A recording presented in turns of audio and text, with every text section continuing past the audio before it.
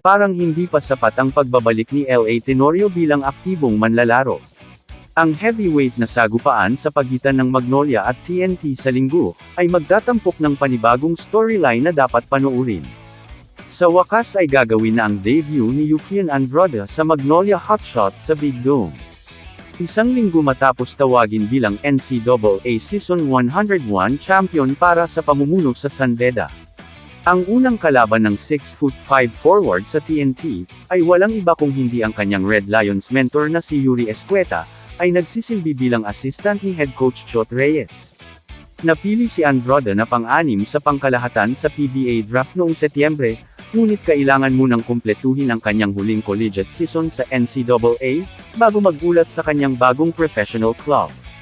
Magiging malaking tulong siya sa line-up ng Hotshots, na tinaman ng mga pinsala na kinailangang i-activate ang shot caller na si L.A. Tenorio, upang makakuha ng isa pang matatag na point guard sa laro.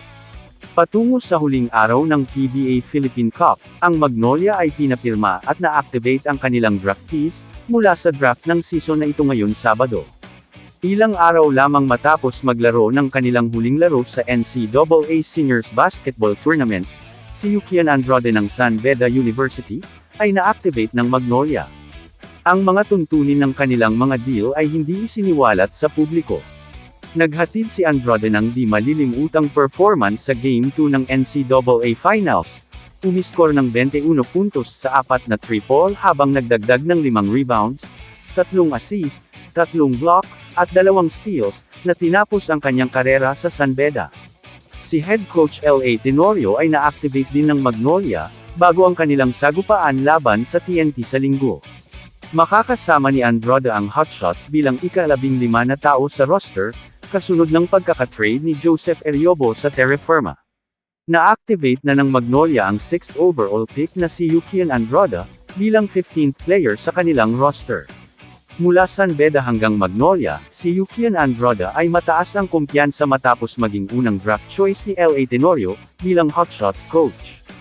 Excited na sa kanyang susunod na malaking hakbang sa PBA, at sa unang laro suot ang Magnolia jersey. Kamusta mga idol? Sports Zone PH para sa sports news and update. Kung bago ka pa lamang dito sa channel ko, pindutin mo na ang subscribe button at notification bell para lagi kang update sa mga sports news.